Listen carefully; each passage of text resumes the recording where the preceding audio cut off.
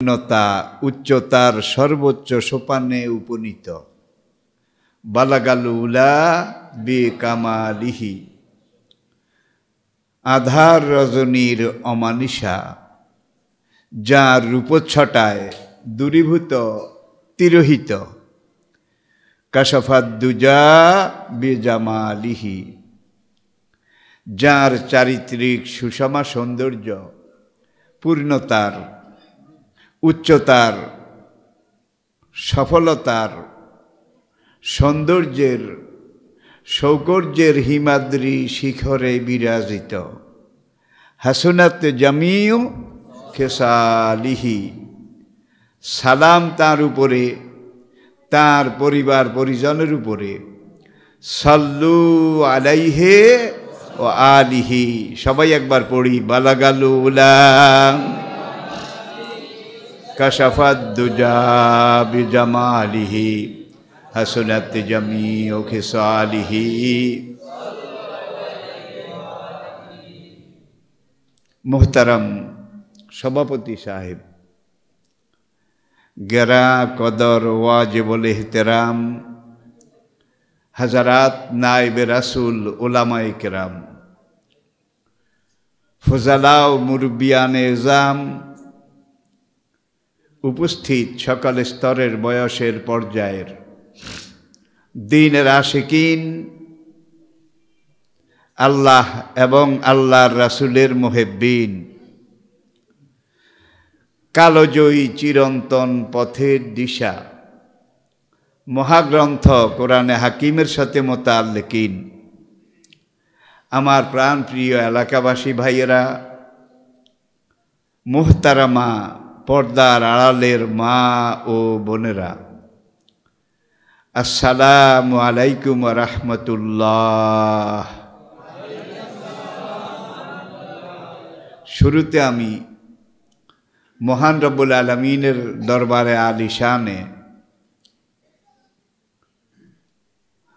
মহান মালিকের বুলন্দ দরবারে হাজারো লাখো অনন্ত অযুত কোটি শুকরগুজারি করছি,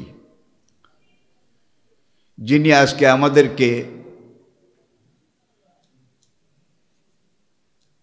প্রাকৃতিক একটা দুর্যোগ, দুর্বিপাক, খারাপ আবহাওয়া, এমন এক পরিবেশ পরিস্থিতিতে ঐতিহ্যবাহী পশ্চিম জামিরতলী কেন্দ্রীয় জামে মসজিদের সাহসী উদ্যোগ, দলমত নির্বিশেষে আপনাদের সকলের, এলাকাবাসীর প্রাণঢালা সহযোগিতায় আয়োজিত আজকের এই দ্বীনি মাহফিল, ওয়াজ মাহফিলে একত্রিত হওয়ার, সমবেত হওয়ার, আসার মতো সুযোগ দান করেছেন যে মহান রব্বুল আলামিন আমাদেরকে কোরআনের ডাকে, দ্বীনের ডাকে, আল্লাহ রাসূলের আহ্বানে এই মাহফিলে আসার জন্যে আমাদেরকে উৎসাহ, উদ্দীপনা, আগ্রহ, আসার মতো সুস্থতা, স্বাস্থ্য, তন্দুরুস্তি, আসার মতো মন, মনন, মানসিকতা, সদিচ্ছা দান করেছেন। তাঁর দরবারে আমরা সবাই মিলে আসুন একবার শুকরিয়া আদায় করি। আল্লাহ পাকের শুকর আদায় করা দরকার। ঐতিহ্যবাহী জামিরতলী, এই জামিরতলী এলাকাটার ব্যাপারে আমি আমার ছাত্র জীবন থেকে দুর্বল। এখানে অনেক বারিক বিন আলেমে দ্বীন, এই এলাকায় অনেক দ্বীনের দায়ী, দ্বীনের রায়, দ্বীনের মুহাফেজ, দ্বীনের মুজাহিদ কাল পরম্পরায়, যুগ পরম্পরায় এখানে জন্মগ্রহণ করেছিলেন। আমার মনে পড়ে গেল ৮০ দশকের মাঝামাঝি একবার বিলাতে আমি যখন সফর করছিলাম প্রথম দিকে, সেখানে গিয়ে আমি ৩ জন হাফিজে কোরআন পেয়েছি। তিনজনের বাড়ি জামিরতলি। হাফেজ নেসারউদ্দিন আহমদ রহমতুল্লাহ আলাই, হাফেজ মনিরুদ্দিন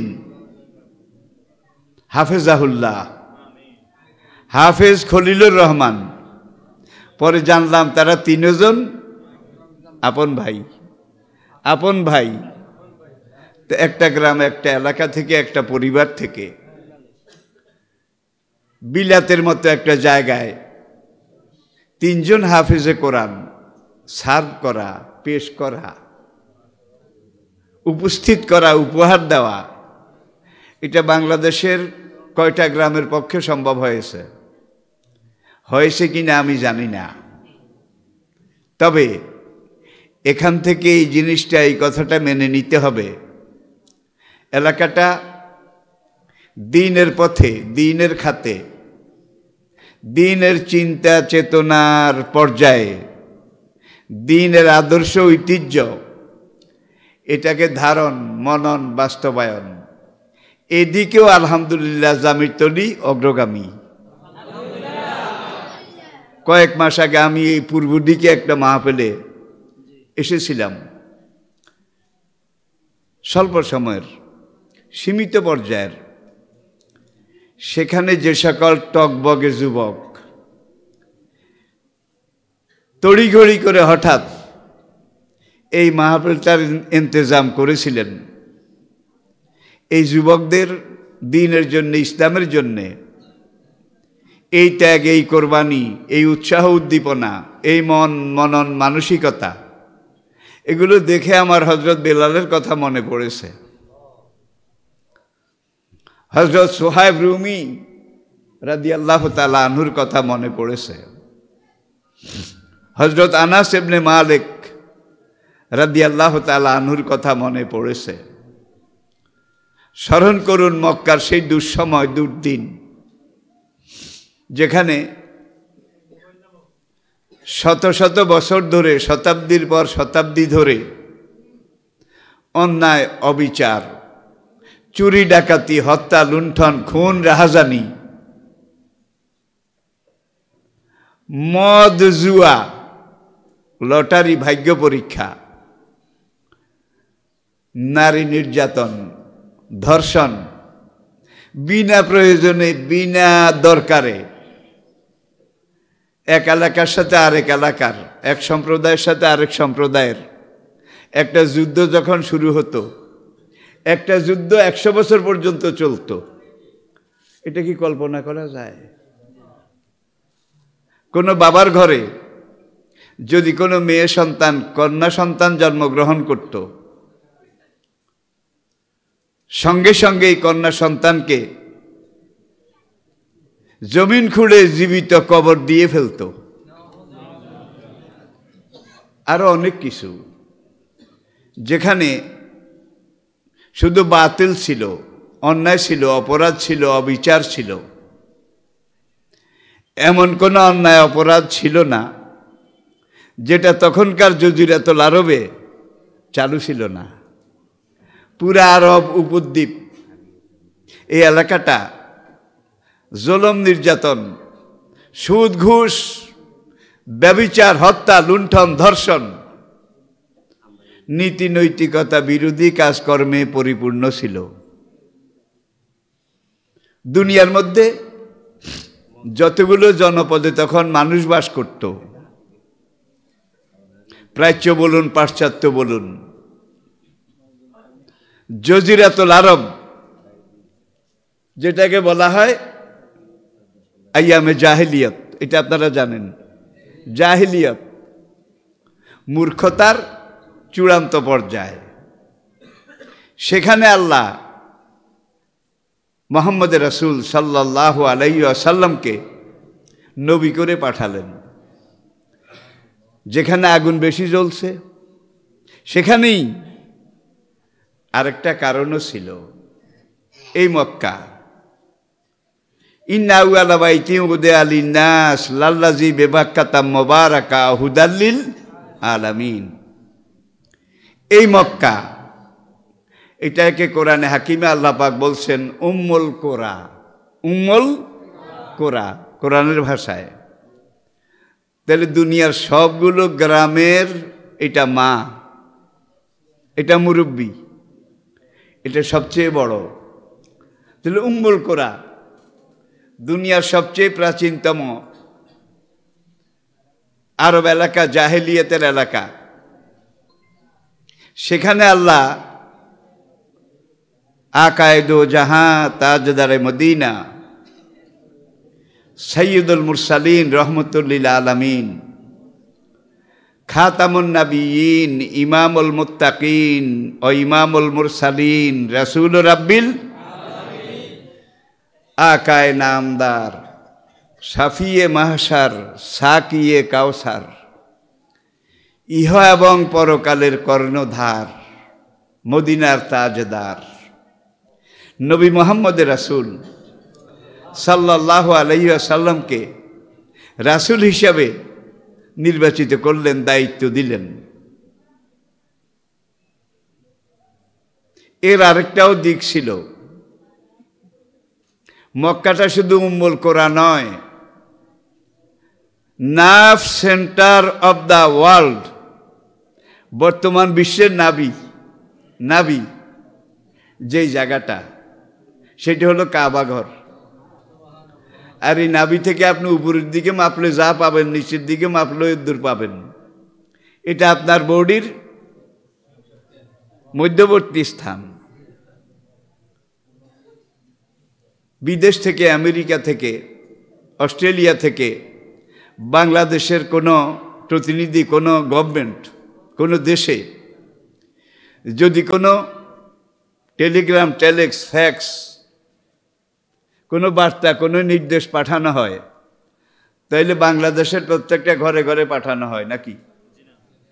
ঢাকায়, কেন্দ্রীয় রাজধানীতে। ঢাকার দায়িত্ব হয় এই কথাগুলো, এই নির্দেশগুলো, এই পরামর্শগুলো,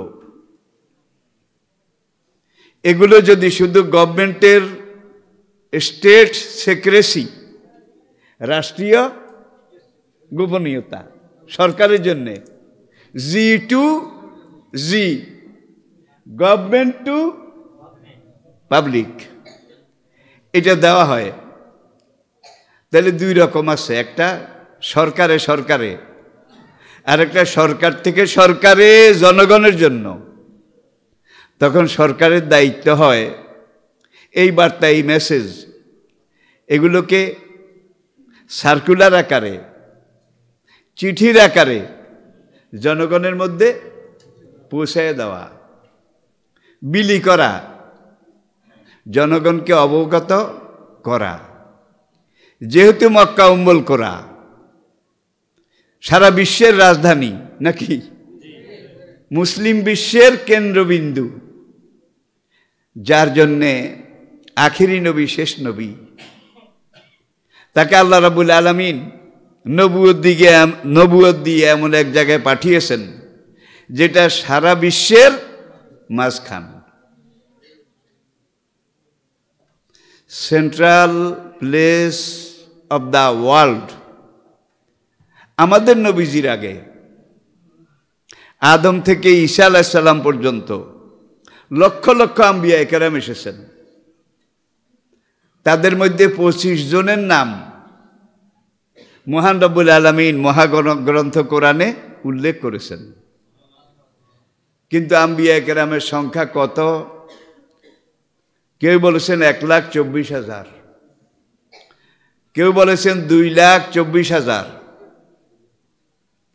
কোনো মুফাসসির লিখেছেন 3,36,000। সব বাদ দেন, তাইলে হাজার হাজার নয়, লাখ লাখ আম্বিয়া কেরাম এসেছেন। তারা সবাই ছিলেন আঞ্চলিক নবী, এলাকা ভিত্তিক। যেমন ইউনিয়নের চেয়ারম্যান, উপজেলা চেয়ারম্যান, তার দৌড়ের জায়গা কদ্দুর, নির্দিষ্ট একটা গণ্ডি নাকি? চেয়ারম্যানের গণ্ডি হলো ইউনিয়ন, তার বাইরে নয়।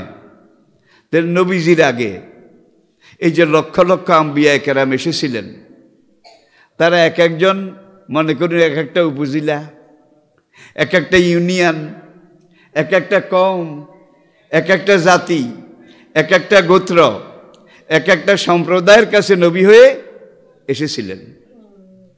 যেমন কোরআন বলছে, ওয়াইলা আদিন আখাহুম হুদা, কওমে আদের কাছে আমি তাদের ভাই হুদ আলাইহিস সালামকে নবী করে পাঠিয়েছিলাম।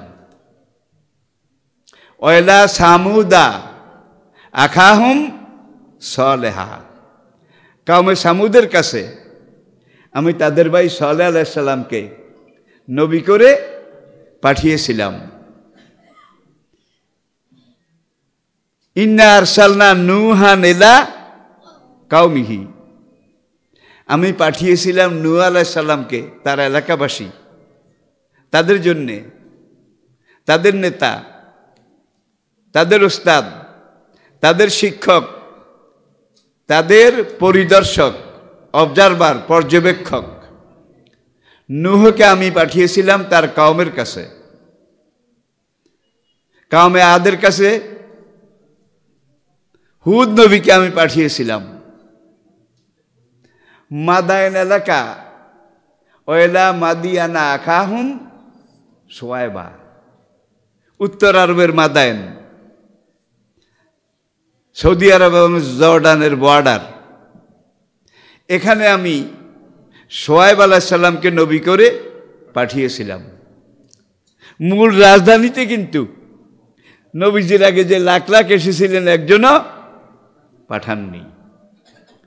এখানে একটা রহস্য আছে, হাকিকত আছে।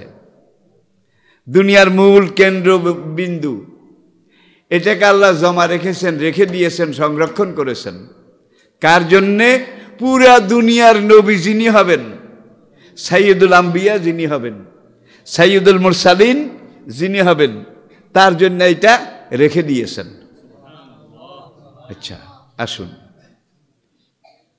নূহ আলাইহিস সালাতু ওয়াস সালাম তার কওমকে ডেকে বললেন, ইয়া কওমি ইবুদুল্লাহ মা লাকুম মিন ইলাহিন গায়রু, আল্লাহর ইবাদত করো, আল্লাহ ছাড়া তোমাদের কোনো ইলাহ, কোনো মাবুদ, কোনো রব, কোনো সৃষ্টিকর্তা, কোনো পালনকর্তা, কোনো হুকুমদাতা, কোনো আইনদাতা, কোনো বিধানদাতা, কোনো রেজেকদাতা, কোনো জীবনদাতা, কোনো মৃত্যুদাতা আল্লাহ ছাড়া বোধহয় আরেকজন আছে? আছে?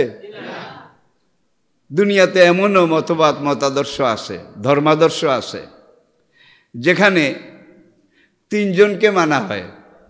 তিনজন, যেমন ব্রহ্মা সৃষ্টিকর্তা, বিষ্ণু পালনকর্তা, শিব ধ্বংসকর্তা।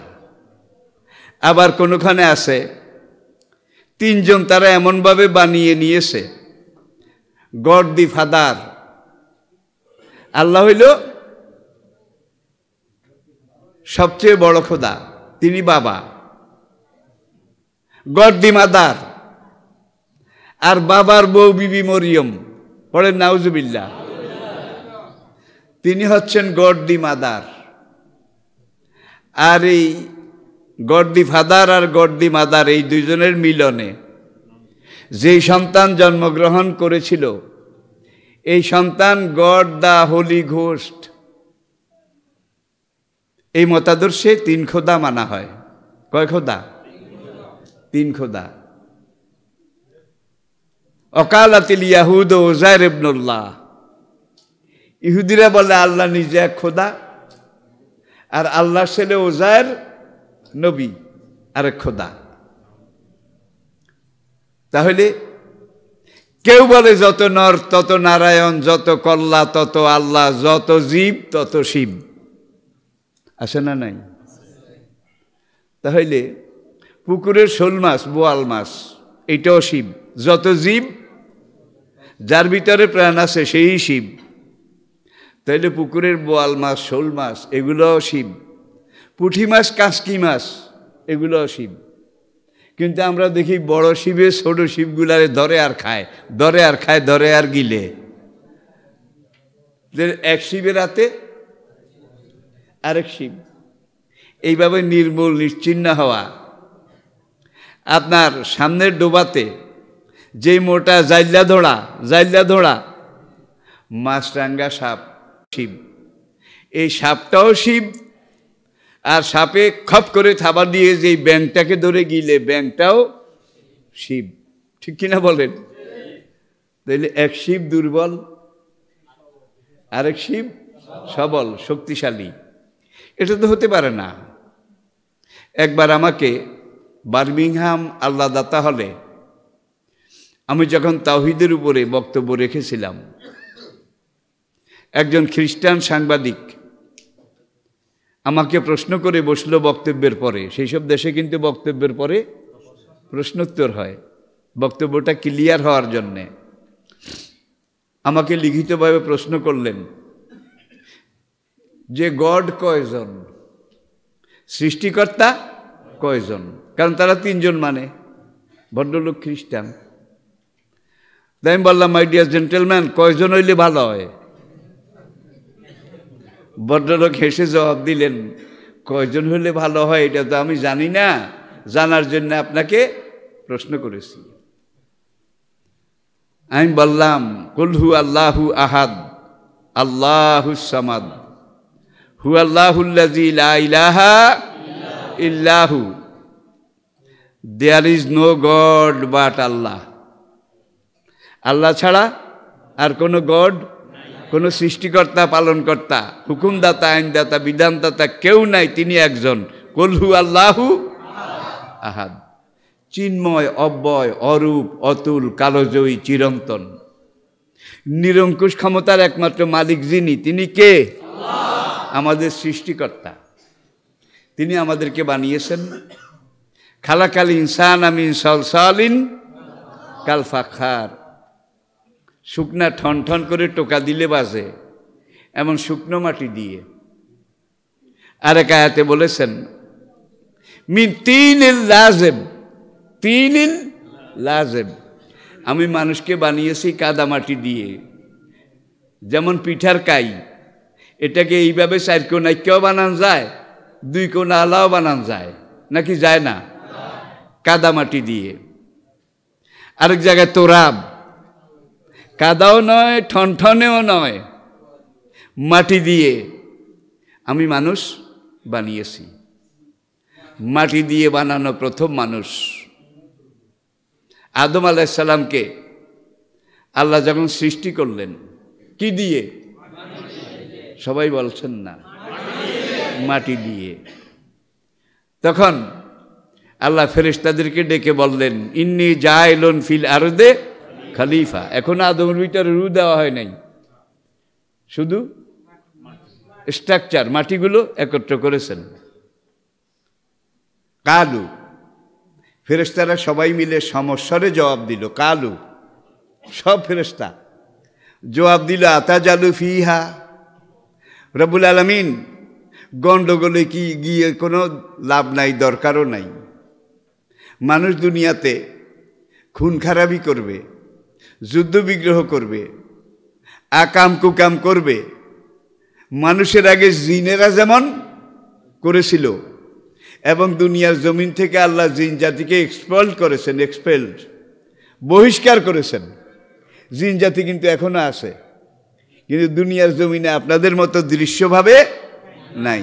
হয় পাহাড়ে আছে, নয় সাগরে আছে, না মরু পারাবারে আছে, মানুষের দৃষ্টির বাইরে।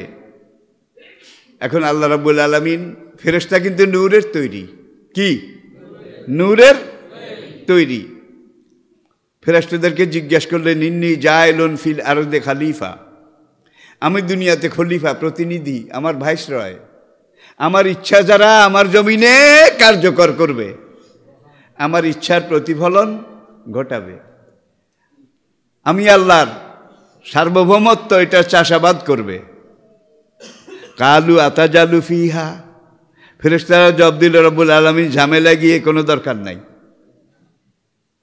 মাইয়ুফসিদু ফিহা, মানুষ দুনিয়াতে ফিতনা ফাসাদ করবে। ওয়াসফিকুদ দিমা, একজন আরেকজনকে 5 ইঞ্চি ছুরি ঢুকাইয়া দেবে, দেয় না বোধ হয়? প্রতিপক্ষ আরেকজন মতে মিলল না, তাকে সোয়ায়ে জবাই করে দেবে। ওয়াসফিকুদ্দিমা, এই দুনিয়াটা, এই জমিনটা তারা রক্ত দিয়ে ভরপুর করে ফেলবে। ফিতনা ফাসাদে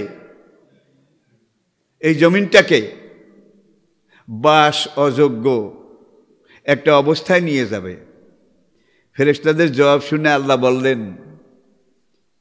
যে ইন্নী আলামু মা লা, আমি যা জানি তোমরা তা জানো না, তোমরা ইবাদত করো।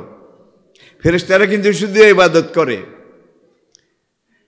সারা জনম লক্ষ লক্ষ বছর সৃষ্টির শুরু থেকে যেই ফেরেশতা রুকুতে আসেন, তিনি কিয়ামত পর্যন্ত সিংহা ফুৎকা দুনিয়া ধ্বংস হওয়ার আগ পর্যন্ত রুকুতে আসেন। যেই ফেরেশতা সেজদায় আসেন, তিনি শুরু থেকে কিয়ামত পর্যন্ত সেজদার অবস্থায় আসেন। যিনি জিকিরে আসেন, তিনি কিয়ামত পর্যন্ত জিকির অবস্থায় আসেন। অনাহনু, আমরা ফেরেশতাই তো, নুসাব্বিহু বিহামদিকা, আপনার প্রশংসা তাসবিহ, সাব্বাহা ইউসাব্বিহু তাসবিহান, সুবহানাল্লাহ, আলহামদুলিল্লাহ, লা ইলাহা ইল্লাল্লাহ, এই তাসবিহ জিকির এগুলো তো আমরাই করি। বিহামদিকা, তোমার প্রশংসা তো আমরাই করি। খাই না, শুই না, ঘুমাই না, অজু যায় না, অজুও করি না।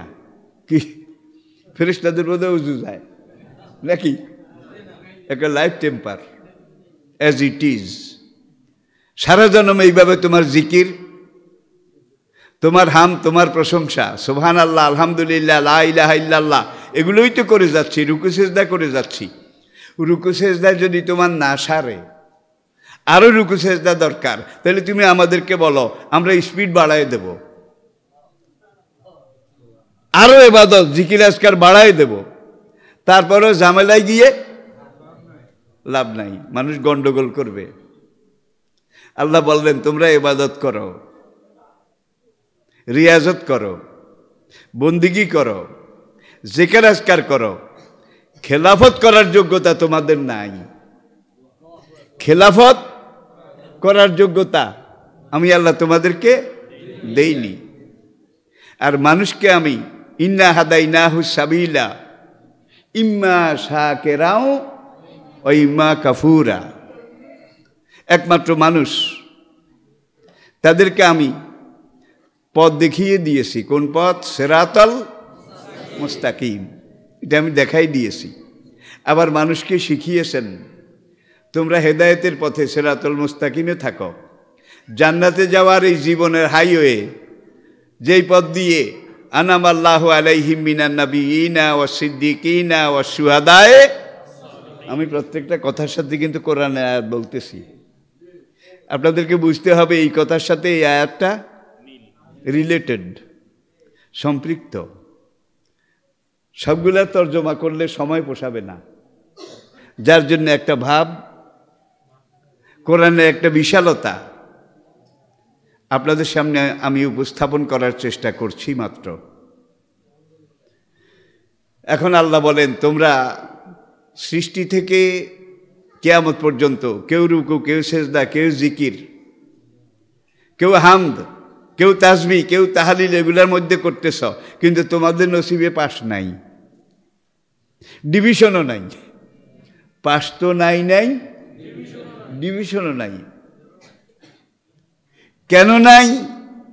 ফেরেশতাদের শুধু পাশ করার যোগ্যতা আছে, ইবাদত বন্দেগী করার যোগ্যতা আছে, নেক আমল করার যোগ্যতা আছে, পাপ করার যোগ্যতা এটা তাদের নাই। ফেল করার যোগ্যতা যাদের নাই, তারা পাশ করলেও সেই পাশের খুব একটা, পাশ ফেল দুইটা আছে বলেই তো পাশের এত দাম, ঠিক কিনা? স্ট্যান্ড করার আরো বেশি দাম, ঠিক কিনা বলেন? পাশ ফেল আছে বলে। আর যদি পাশ ফেল না থাকতো, অটো প্রমোশন, অটো, এই যে এসএসসি, এইচএসসি যেই পরীক্ষাগুলো হলো না, অটো প্রমোশন, অটো। সামনে 2-4 বছর পরে চাকরি যখন হবে তখন দেখা যাবে যখন দেখবে যে তার সার্টিফিকেটের মধ্যে 2টা অটো আছে, কাম সারছে, যান আপনি, আপনার কোনো দামও নাই, মানও নাই, গ্রহণযোগ্যতাও নাই। এটা আপনারাও যারা মুরব্বী তারা দেখেছেন। 71 যখন মুক্তিযুদ্ধ চলছিল, আমাদের স্বাধীনতা যুদ্ধ, সেইবার কিন্তু পরীক্ষা হয় নাই, অটো সব পাস, বাংলাদেশ হয়ে গেল। পরবর্তীতে চাকরি যত দরখাস্ত আছে, এখানে যত অত প্রমোশন আছে, এগুলা দেখেই যারা পরীক্ষা নিয়ন্ত্রক তারা বলে 72 অটো পাস। সুতরাং এই অটো পাসে চলবে না, ফেরেশতারা সব কিন্তু অটো পাস, কি প্রতিযোগিতার পাস নয়। আমি আবার বলছি, আপনারা আমার কথা বুঝতেছেন তো? খুব খেয়াল রাখবেন, তা না হইলে আবার বুঝতে একটু অসুবিধাও হয়ে যেতে পারে। তা আমি বলছিলাম, হুজুরের আগে লক্ষ লক্ষ নবী রাসূল, আম্বিয়ায়ে কেরাম, তিলকার রুসুল ফাদ্দালনা বাদুহুম আলা বাদ, তাদের মধ্যে কেউ ছিলেন নবী, আবার কেউ ছিলেন রাসূল। কি নবী যিনি, তাকে আল্লাহ বলছেন তুমি যাও ওই জামির তলি, এটা তোমার জন্য আমি এলাকা ঠিক করে দিলাম, সেখানে গিয়ে মানুষদেরকে আমি আল্লাহ পরকাল আখেরাত, ইয়া কাওমে ইবুদুল্লাহ মা লাকুম মিন ইলাহিন গায়রু ইন্নী আখাফু আলাইকুম আযাবা ইয়াউমিন আযীম। সকল নবীর দাওয়াত ছিল এটা, সব নবীর কমন। আল্লাহর এই দাওয়াতটা ন্যাশনাল নাকি ইন্টারন্যাশনাল, জাতীয় নাকি আন্তর্জাতিক? তাহলে সকল নবী কিন্তু একই সুরে একই কথা বলেছেন, এক এক নবী কিন্তু এক এক কথা বলেন নাই, একই কথা বলেছেন। শেষ নবী, আখেরি নবী, আমাদের নবী, তাকে তিনি দুনিয়ার ঠিক রাজধানী যেটা মক্কা উম্মুল কোরা নাবি, এখানে পাঠিয়েছেন। পাঠিয়ে বলছেন, হে নবী, দুনিয়ার মানুষদেরকে বলে দিন, ইন্নী রাসূলুল্লাহি ইলাইকুম জামিয়া, সারা দুনিয়ার মানুষের জন্যে আল্লাহর পক্ষ থেকে আমি রাসূল হয়ে এসেছি। আর এক আয়াতে আল্লাহ নবীর মুখ দিয়ে জবান দিয়ে বলেছেন, ইলা কাফাতিন নাসে বাশীরাও ওয়া নাযীরা, যারা আমাকে জানবে, আমাকে মানবে, আমি যা বলি আল্লাহকে খুশি করার জন্য তা করবে, তাদের সবাইকে আমি জান্নাতের খোঁজখবরই দেব, জান্নাতের সুসংবাদ দেব। আর যারা আমার আনা কোরআন মানবে না, যারা আমার দেওয়া সুন্নাহ, আমি নবীর আদর্শ এটা মানবে না, নাজিরা, তাদেরকে আমি জাহান্নামের ব্যাপারে সাবধান করব, বেহেশতের সুসংবাদ দেব, আর দোজখের ভয় প্রদর্শন করব, বাশির ও নাজির। আবার আসুন, ছোট্ট একটা উদাহরণ দিলে বুঝবেন। তিলকার রুসুল ফাদ্দালনা বাদুহুম ইলা, আদমের কালেমা ছিল লা ইলাহা ইল্লাল্লাহু আদম সফিউল্লাহ। আমি কি ঠিক বলেছি? নূহ আলাইহিস সালামের কালেমা ছিল লা ইলাহা ইল্লাল্লাহু নূহ নবিউল্লাহ। দাউদ আলাইহিস সালামের কালেমা ছিল লা ইলাহা ইল্লাল্লাহু দাউদ খলিফাতুল্লাহ। মূসা আলাইহিস সালামের কালেমা ছিল লা ইলাহা ইল্লাল্লাহু মূসা কালিমুল্লাহ। ইব্রাহিম আলাইহিস সালামের কালেমা ছিল লা ইলাহা ইল্লাল্লাহু ইব্রাহিম, লা ইলাহা ইল্লাল্লাহু ইসমাঈল জবিহুল্লাহ, লা ইলাহা ইল্লাল্লাহু ঈসা রূহুল্লাহ, লা ইলাহা ইল্লাল্লাহু দাউদ খলিফাতুল্লাহ। এখানে একটা জিনিস, লা ইলাহা ইল্লাল্লাহ, এটা হলো কালেমার প্রথম অর্ধেক, তৌহিদ, আল্লাহর একত্ববাদ, আল্লাহ লা শারিক, তার কোনো শরিক নাই। এখন আমাদের মধ্যে কিছু মানুষ আছে আজান দিলে মসজিদে যায়, আবার কোথাও যদি যাত্রা গান, সিনেমা, এগুলার খবর পায়, সবার আগে সেখানে যায়। দুই নৌকায় যে পাও দেয়, নোয়াখালীরা কয় গোয়া সিরা যায়। মাফ করবেন, মাফ করবেন। 2 নৌকায় পাও দিয়ে কোনো যাত্রী কি কোনোদিন মঞ্জিলে গন্তব্যস্থলে পৌঁছতে পেরেছে? আজকে আমাদের সমাজে আমরা অধিকাংশ মানুষ কিন্তু 2 নৌকায় পাও। একদিকে অপকর্ম, ঘুষ, সুদের উপরে টাকা লাগানো, সুদের ব্যবসা, জেনা, ব্যভিচার, এগুলোও করি। আবার আজান দিলে এরকম আছে না নাই? আর বাংলাদেশ এমন একটা দেশ, যেই দেশের কোনো একটা জেলা শহর, বিভাগীয় শহর, ঢাকা গেলে দেখবেন যখন মসজিদে আজান হয়, জামাত হয়, নামাজ হয়, নামাজের পরে মানুষ মসজিদের গেট দিয়ে ধরে না, লাইনে লাইন লাইন লাইন, মনে হবে যেন পুরা ঢাকা এসে মসজিদে ঢুকে গেছে। ঠিক কিনা বলেন? আবার কোনো একটা স্টেডিয়ামে কিছু স্ফীতবক্ষা তরুণী, উলঙ্গ, অর্ধ উলঙ্গ অথবা কাপড় পরেও উলঙ্গ, সেখানে দর্শকের সারি মসজিদের চেয়ে অনেক বেশি কিন্তু। ঠিক কিনা বলেন? সেই গান বাজনা এটা যখন শেষ হয়, তখন মানুষ যখন সেখান থেকে বের হয়, মনে হবে যেন পুরা ঢাকা শহর এই গানের মধ্যে ঢুকেছে। আবার কোনো হাসপাতালে যান, সেখানে গেলে দেখবেন হায় রে হায়, মনে হয় যেন পুরা ঢাকা হাসপাতালে ঢুকেছে। দুনিয়ার এমন একটা দেশ, এমন একটা জনপদ, যেই দেশের জনসংখ্যা অন্যান্য দেশের তুলনায় পিঁপড়ার চাইতেও ঘন, পিঁপড়ার চাইতেও বেশি। এত ঘন বসতি দুনিয়ার কোথাও নাই। যার জন্য আইয়ুব খান প্রথম বলেছিল, মানুষ যেইভাবে বাড়তেছে, মানুষ যেইভাবে বাড়তেছে, এইভাবে যদি বাড়তে থাকে, আগামী 30 বছর পরে সোনা দিয়াও দানা কেনা যাবে না। সোনা দিয়াও দানা কেনা যাবে না, কারণ লাইন ধরে মানুষ বাংলাদেশে বাড়তেছে, বাড়তির উপরে বাড়তি, শেরের উপরে সোয়াশের। পশ্চিম পাকিস্তানে কিন্তু এইভাবে বাড়ছিল না, কিন্তু পূর্ব পাকিস্তানে জনসংখ্যাও বেশি, প্রোডাকশনও বেশি। ভারতীয় মুসলমানদেরকে নিয়ে এখন একদল হিংসা করে, হিন্নারি যেটারে কয় আরই, মুসলমানদেরকে ধরো, মারো, বেড়া তুই গরু খাইছ, এই পিডাই আমার। এমন ঘটনা আছে না নাই?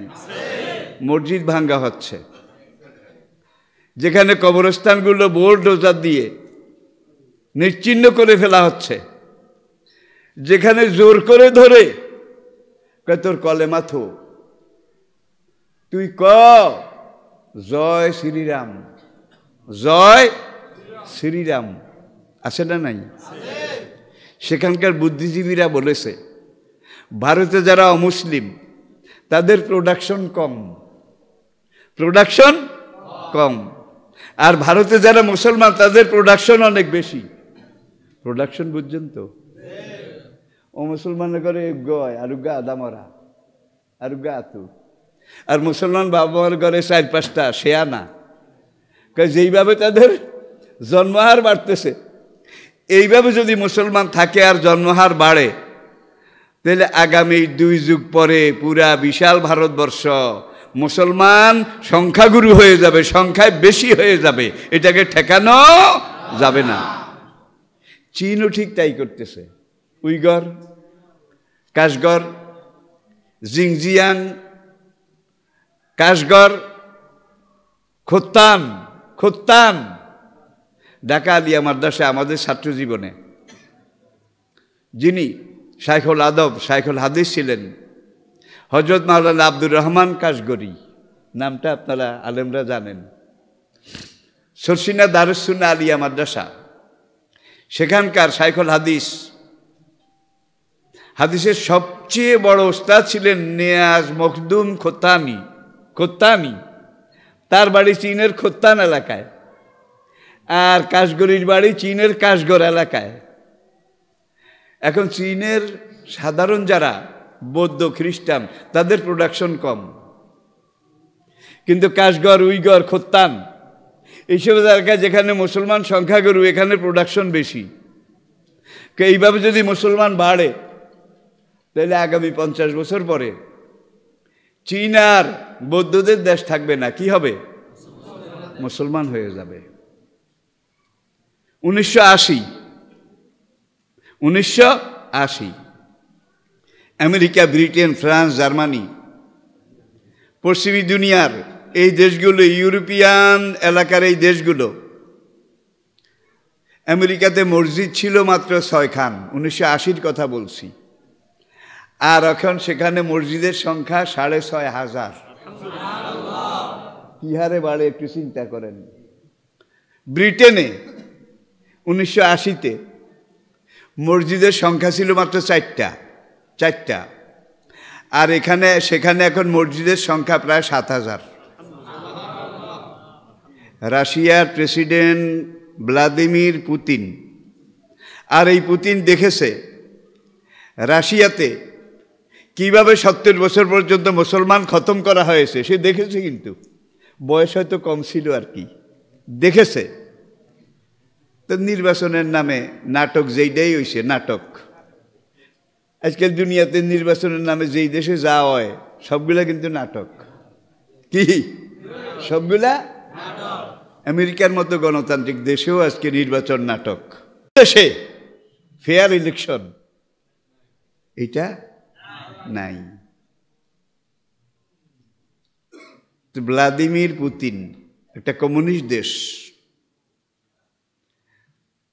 নির্বাচিত হওয়ার পরের দিন রাশিয়ার সবচেয়ে বড় মাঠে জনগণকে ডেকে যেই বক্তব্যটা দিয়েছিল, সেই বক্তব্যটার শুরু ছিল ফাবেমা রাহমাতি মিনাল্লাহি লিনতা লাহুম ওয়ালাউ কুনতা ফাজ্জান গালিজাল কালব লানফাদ্দু মিন হাওলিক। আল্লাহু আকবার। কোরআনের একটা আয়াত। পুতিন বলতেছে যে মুসলমানের নবী, ইসলামের নবী, ফাবেমা রাহমাতি মিনাল্লাহি লিনতা লাহুম, এই নবীর মুখের ভাষা এত মধুর ছিল, নবীর কথার মধ্যে জাদু ছিল। ওলাউ কুনতা ফাজ্জান গালিজাল কালব, হে নবী, আপনি যদি বদমেজাজি হইতেন, কর্কশ ভাষী হইতেন, লানফাদ্দু মিন হাওলিক, মানুষ আপনার দিকে ঝাঁকে ঝাঁকে লাখে লাখে এগিয়ে আসতো না, বরং আপনার থেকে। এখন রাশিয়ার প্রেসিডেন্ট সে বক্তব্য রাখবে, এবং সে সেই বক্তব্যে বলেছিল আমার দেশ কমিউনিস্ট দেশ, সোভিয়েত রাশিয়া, যেটা অতীতে সোভিয়েত ইউনিয়ন ছিল, সেখানে মুসলমানের সংখ্যা যেভাবে বাড়তেছে, এইভাবে যদি বাড়ে তাহলে আগামী 30 বছর পরে পুরা সোভিয়েত রাশিয়া মুসলিম সংখ্যাগরিষ্ঠ হয়ে যাবে। এটাকে কেউ ঠেকায় রাখতে পারবে না। তাহলে ইসলাম এগিয়ে যাচ্ছে, ঠিক কিনা? ইসলাম এগিয়ে যাচ্ছে। এক জায়গায় একটা পাহাড়ের টিলায় বা কোনোখানে একটা দাউদা আগুন লেগেছে, আগুন। এখন এই আগুনকে যদি আপনি বাঁশ দিয়ে পিটান, এই আগুনে ঢিলা মারেন, ইট মারেন, পাথর মারেন, তাহলে আগুন কমবে নাকি বাড়বে? আল্লাহু মুতিম্মু নূরিহি ওয়ালাউ কারিহাল। আর এই আগুনটা হলো আল্লাহর আগুন, আল্লাহর নূরের আগুন, ওহির আগুন, আল্লাহর খোদাই জ্যোতির আগুন। এইটাকে নির্যাতন করে নিবানো যায় না, নিবানো তো দূরের কথা, কমানো যায় না। এই আগুনকে যত নির্যাতন করা হয়, এই আগুন আরো। মক্কায় বেলালকে কি মার মেরেছিল, সোহাইবকে কি মার মেরেছিল, আনাসকে কি মার মেরেছিল, আব্দুল্লাহ ইবনে জুবাইরকে কি মার মেরেছিল। তাদের কারো শরীরে চামড়া ছিল না, শরীরের অনেক জায়গায় গোশতও ছিল না। আগুনে পুড়ে পুড়ে, জ্বলন্ত কয়লার উপরে শোয়ায় পাথর চাপা দিয়ে চামড়াগুলো পুড়ে গেছে। চামড়া পুড়ে যাওয়ার পরে আগুনের ওই আঙ্গার গোশতের মধ্যে ঢুকেছে, গোশতগুলা পুড়ে গেছে। শরীরের অনেক জায়গায় হাড্ডি দেখা যেত। এবং অনেক সাহাবায়ে কেরাম ইসলামের নির্যাতন যুগের, তাদের শরীরে বড় বড় গর্ত ছিল, তাদের নাতিরা তাদের সামনে এসে ওই গর্তের মধ্যে আঙ্গুল ঢুকাইয়া খেলা করত। দাদু আপনার এখানে পুরো আঙ্গুল হাঁদাই গেছে। এই যে নির্যাতন করেছে, এই নির্যাতনে ইসলামের বাতি বোধহয় নিভে গেছে? নিবানো সম্ভব হয়েছে? বেলালের মতো, খাব্বাব বিন আরাতের মতো কিছু মেরে টেরে আবু জেহেলরা কইল কুল্লো খালাস, এখন আর ইসলামপন্থী নাই। এই যুগেও মাঝে মাঝে কোনো কোনো দেশে এইটা বলা হয়, কিন্তু খাঁটি পথে সত্যিকার পথে যদি আগানো হয় তাহলে বোঝা যায় একটা গাছ জীবিত। আপনি গাছের দুশ্মন, আপনি গাছে উঠে গাছের বড় বড় যেই কয়টা ডালা ছিল সবগুলা কাটলেন, কাটার পরে নিচে নেমে হাততালি দেন, পুরা গাছ খালাস করে দিয়েছি।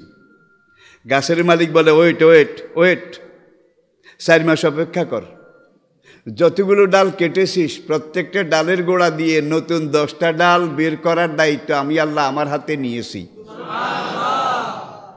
জীবিত গাছের ডালপালা যত কাটে তত ডাল কমে, ঠিক না? জোরে বলেন। তাহলে ইসলাম জীবিত গাছ, এটা ডালপালা যত কাটা হয় এটা নির্মূল নিশ্চিহ্ন হয় না, বরং আরো বাড়ে। এটাই সময়ের দাবি। আপনাদের বোধহয় অসুবিধা হচ্ছে? আসলে আমি বুড়ো মানুষ, কষ্ট করে কথা বলছি। এবার কোরআনকে নিয়ে আবার আরেক লাইনে কয়েকটা কথা বলি। কোরআনের আগে ওয়াতাইনা দাউদা জাবুরা, দাউদ নবীর কাছে সুরিয়ানি ভাষায় আমি জাবুর কিতাব নাজিল করেছিলাম। সুরিয়ানি। মুসা আলাইহিস সালামের কাছে আমি তাওরাত কিতাব ইব্রানি হিব্রু ভাষায় নাজিল করেছিলাম। ঈসা আলাইহিস সালামের কাছে ইনজিল কিতাব আমি ইউনানি ভাষায় নাজিল করেছিলাম। তাইলে আজকে দাউদের জাবুরের ভাষা দুনিয়ার কোনো মানুষ জানে, বুঝে? সেই দাউদ নবীর এলাকায় বোধহয় সেই ভাষা আছে। আচ্ছা, মুসা আলাইহিস সালাম যখন নবী ছিলেন তখন মুসা আলাইহিস সালামের কাছে যেই তাওরাত কিতাব আল্লাহ নাজিল করেছিলেন সেটার ভাষা ছিল ইব্রানি, হিব্রু ভাষা আজকে দুনিয়ার কোথাও নাই। এমনকি ইসরায়েল, যারা বলে আমরা খাঁটি বনি ইসরায়েল, মুসার খাঁটি উম্মত, মুসলমান করে বর্তমান দুনিয়াতে বাঁশ দেয় একটা জাতি গোত্র, সেটা হলো শুধু এইটা নয়, পুরা দুনিয়াকে কন্ট্রোল করে। দুনিয়ার অর্থনীতি তাদের হাতে, দুনিয়ার সামরিক শক্তি তাদের হাতে, দুনিয়ার তথ্য প্রযুক্তির গোড়া তাদের হাতে। আমেরিকার মতো সুপার পাওয়ার এটাকেও ইহুদিরা চালায়। দুনিয়ার এমন একটা দেশ নেই তারা নেটওয়ার্কের ভিতরে, দাজ্জালের নেটওয়ার্কের ভিতরে এমনভাবে ঢুকিয়ে ফেলেছে একটা দেশও ইহুদিদের নেটওয়ার্কের বাইরে নাই। সংখ্যা কিন্তু বেশি না। ইসরায়েলে আছে 1,10,000 ইহুদি, ইসরায়েলে অরিজিনাল তাদের জন্মস্থান দেশে। আমেরিকাতে আছে 10,000, সবচেয়ে বেশি ইহুদি। অন্যান্য দেশে আছে 500, 700 কয়েকজন। আমাদের দেশেও আছে। চেনারও উপায় নাই, বোঝারও উপায় নাই। আজান দিলে সবাই আগে মসজিদে যায়। তাদের দাড়ি, তাদের জামা, এগুলো দেখলে মনে হবে হুজুর দি গ্রেট, হুজুর দি গ্রেট, কিন্তু ধরার কোনো উপায় নাই। বর্তমান বিশ্বের সামরিক শক্তি ইসরায়েলের যেই পারমাণবিক কারখানা, সেখানে যেই পরিমাণ পারমাণবিক বোমা প্রতি ঘন্টায় তারা তৈরি করে, ঘন্টায় পারমাণবিক বোমা, তারা তৈরি করে।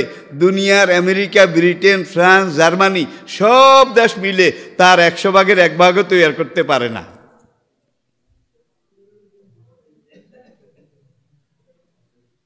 ইহুদিরা চালায় অন্য দেশ চালায় আমাগরে। আমি কি বুঝাতে পেরেছি? বুঝাতে পেরেছি?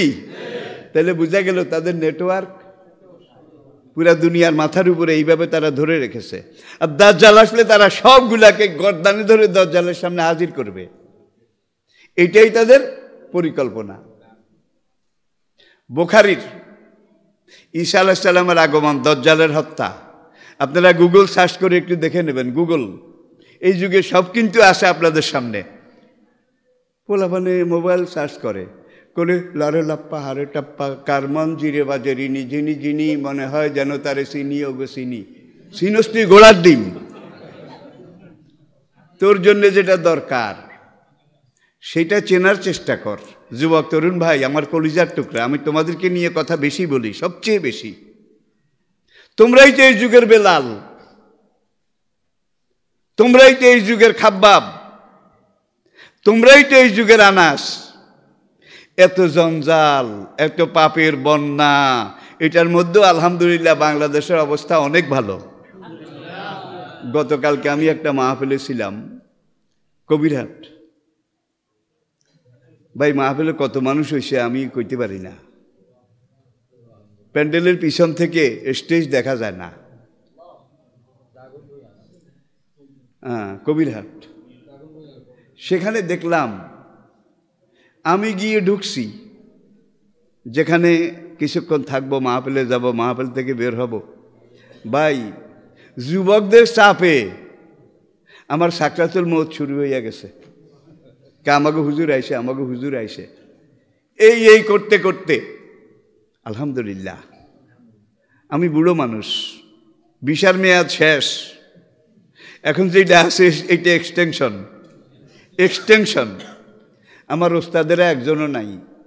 আমার সাথে যারা লেখাপড়া করেছে, খোঁজখবর নিয়ে দেখছি তাদের একজনকেও এই পর্যন্ত খুঁজে পাই নাই। কিন্তু আমি বুড়িয়া।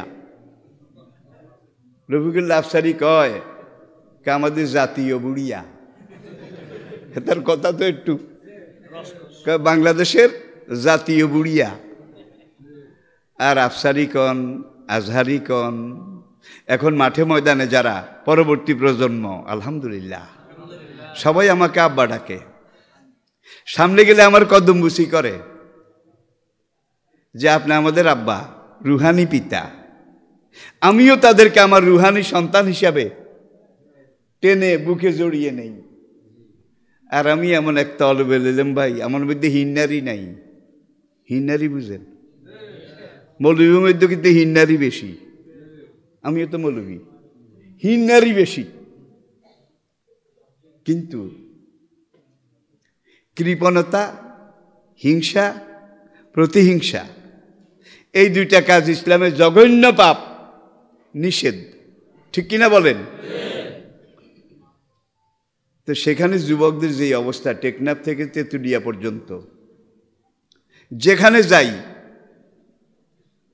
ভোলাতে একটা মাহফিলে গিয়েছিলাম ভাই, সেখানে 2000 হুন্ডা ঘাটে আসছে আমাকে রিসিভ করার জন্যে।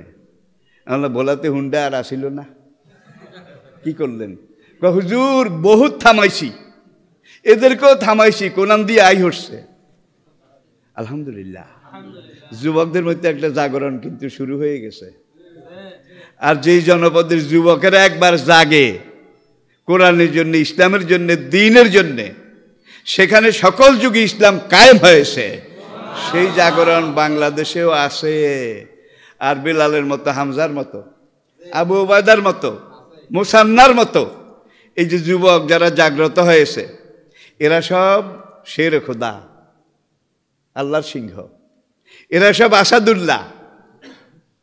আর যারা এগুলা খায়টায় মস্তানি করে, অন্য দলের কাছে ভাড়া খাটে, ভাড়া খাটা বুঝেন? ভাড়া খাটে, এরা কিন্তু গণার মধ্যে কোনো যুগে ছিল না, এই যুগেও নাই। কিন্তু বেলালের নাম মুছে গেছে। জোরে বলেন। আরে খুবাইব ইবনে আদি রাদিয়াল্লাহু তাআলা আনহু টকবকে এক যুবক সাহাবা, হিজরতের পরে মক্কার কাফেররা মদিনার আশপাশে এসে ডিস্টার্ব করে,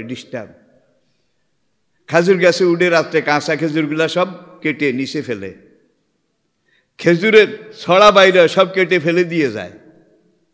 মুসলমানরা মক্কায় মার খেয়ে মদিনায় গেছে যেন কিছু খাইতে না পায়। আরেক দল গভীর রাত বিরাতে এসে ছাগলগুলা নিয়ে যায়, মহিষগুলা উটগুলো নিয়ে যায়, মানে শুধু। আর এটা কাফেরদের চরিত্র, ওরা শুধু নিতে জানে কিন্তু দিতে জানে না। এটা বোধহয় আপনারা দেন না, শুধু নিতে জানে দিতে জানে না। এটা বোধহয় আপনারা দেখেন নাই। জোরে কন, সময় খারাপ, ব্যাগ কথা আর দিকে আইয়েন না, ঠিক কিনা বলেন? সকল যুগেই দেখা গেছে কাফেরের পেটে হলো জাহান্নাম, এটা কিছু দিয়ে কোনো যুগে ভরে নাই।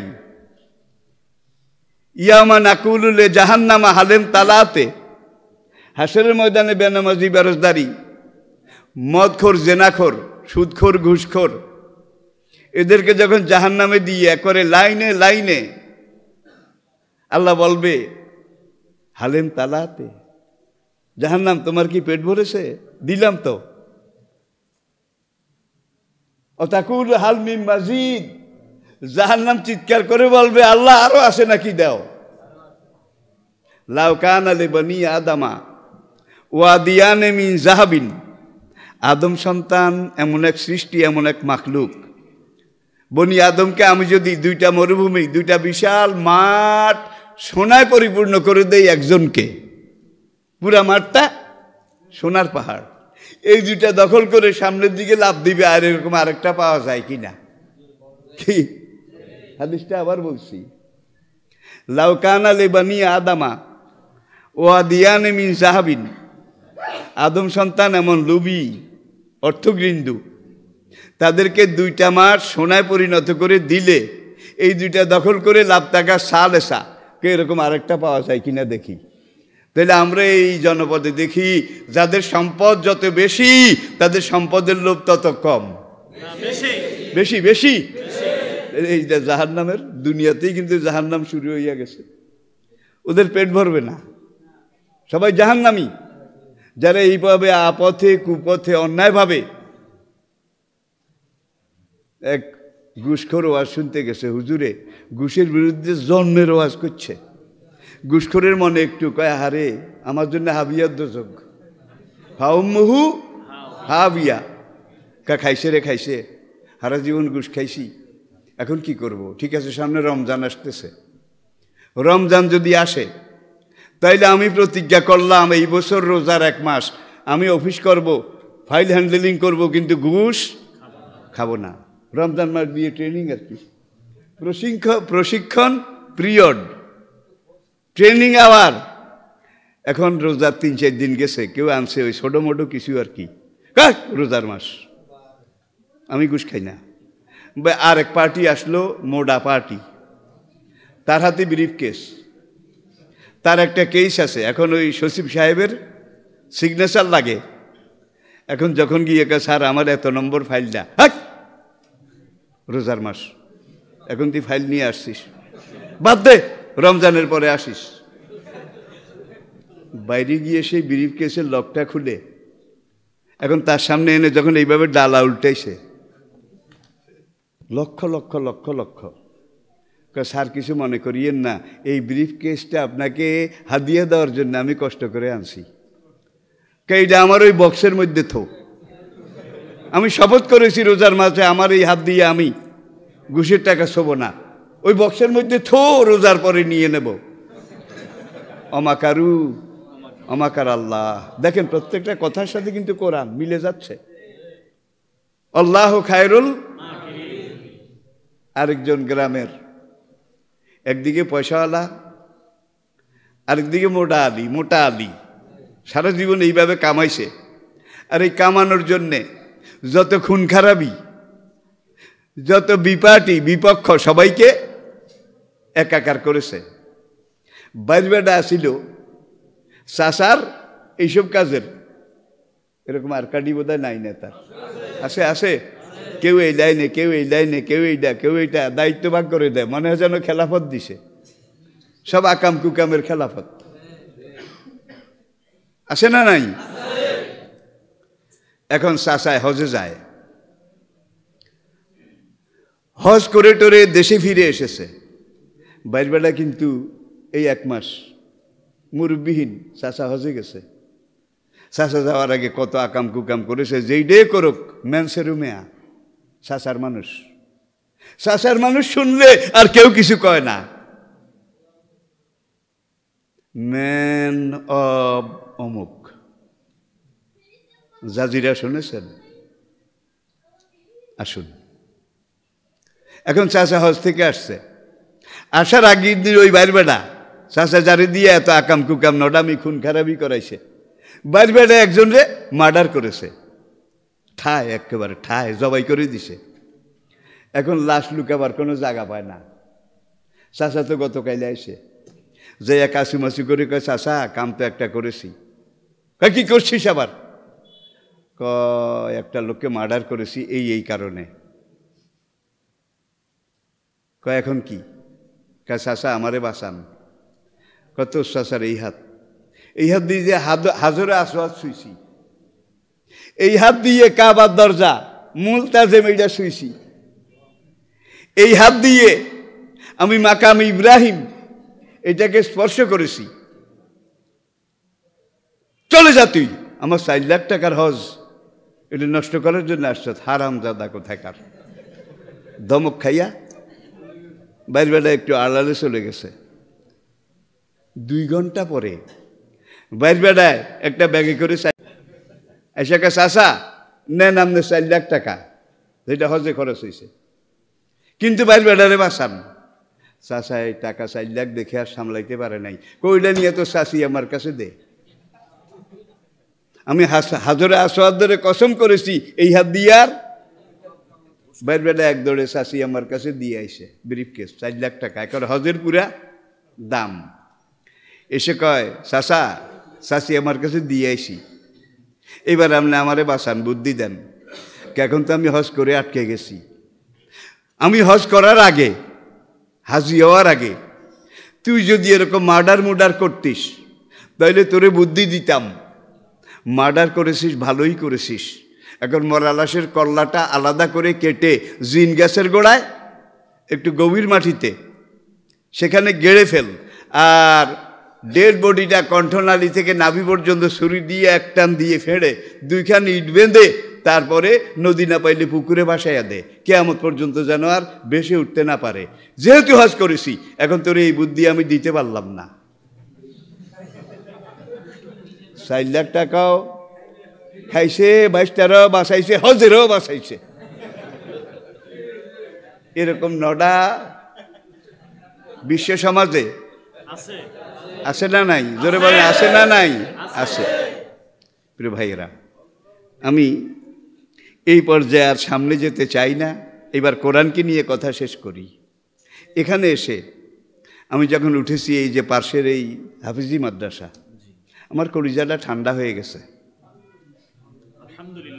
সবাই আলহামদুলিল্লাহ পড়েন এই পারলে এগিন করেন আল কোরআন হুজ্জাতুন লাকা আও আলাইকা নবীজির হাদিস হাসরের কঠিন ময়দানে তোমার যখন কোনো উপায় থাকবে না আমি নবী সাফায়াতের পরে সেই সাফায়াতেও যদি তোমার ভাগ্য না খোলে এই কোরআন তোমার জন্যে ডকুমেন্ট হবে দলিল হবে কোরআন হবে সবচেয়ে বড় সাফায়াতকারী